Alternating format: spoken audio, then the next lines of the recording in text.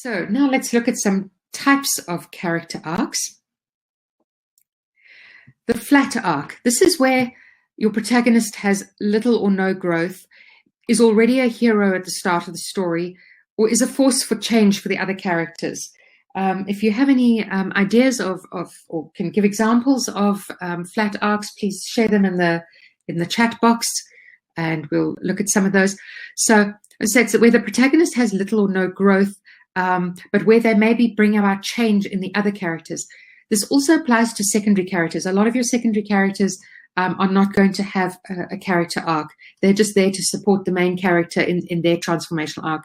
There might be some instances where you're going to have a secondary character with a smaller arc of their own, in which case they, are going to, but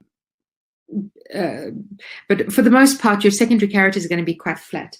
And looking in the chat box, I see people are saying, yes, James Bond, an older James Bond. That's absolutely, it's more in James Bond stories, it's more about the action of what's happening. Nicole says Jack Reacher. Jordan says exploitation movies, example, Tarantino.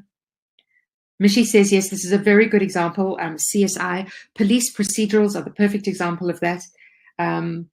So, for example, other examples, for example, would be Agatha Christie's Miss Marple or Hercule Poirot, where these characters themselves don't undergo a change, but they bring about a change in the other characters who are around them.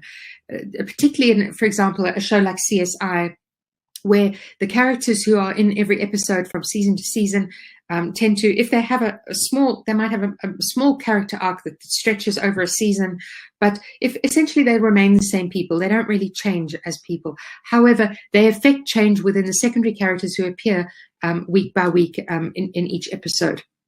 So that would be an example of a flat arc. Then we get a negative arc. This is a decline arc, or, for example, a fall from grace, a descent into madness or immorality. Usually this is a tragedy, and this would be the villain's arc. So if you can think of any examples, type it in the chat box.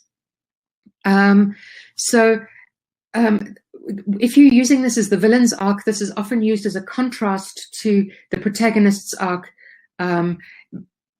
Or you could actually have your entire story, be the negative arc, in which case it could be, for example, the mobster, somebody getting involved in the mob, and about their journey into immorality, and instead of reward, they they end up with punishment at the end. I see Mishi says Michael Corleone. Jordan says Othello or King Lear. Gladys suggests The Perfume. Right, so these are examples. For example, in was it Ray Liotta's movie? I can't remember for the life of me what I'm just blanking on names today. But there was that Ray Liotta movie where he played an undercover cop who went undercover with the mafia, the mob, and he slowly got sucked into that lifestyle, and actually sort of gave up his own morality and really sort of became criminal himself. That would be an example of a negative arc. Another example might, and I haven't seen this movie, so maybe it's probably not the best example for me to use, but I would imagine like The Wolf of Wall Street, or in fact even the original Wall Street movie from long ago with Charlie Sheen in it, where it's about the characters' decline into immorality, where they eventually end up being punished for their for having chosen the path of immorality. Another example could be, for example, Iris, I think it was called, which was a book about dementia, where the main character who's telling the story actually it's their journey into dementia. That kind of story, you're never really going to have a happy ending to it, because it's more about the character becoming the arc of descending into madness or dementia. You don't necessarily have to have a lesson learned.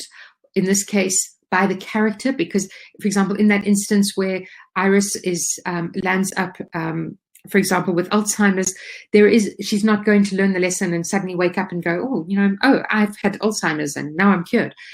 However, there is a lesson in the story for the reader. So you want the reader to learn the lesson and to get the takeaway that if you pursue a life of crime and make the wrong choices, you could land up just like this person, descending into a life of crime.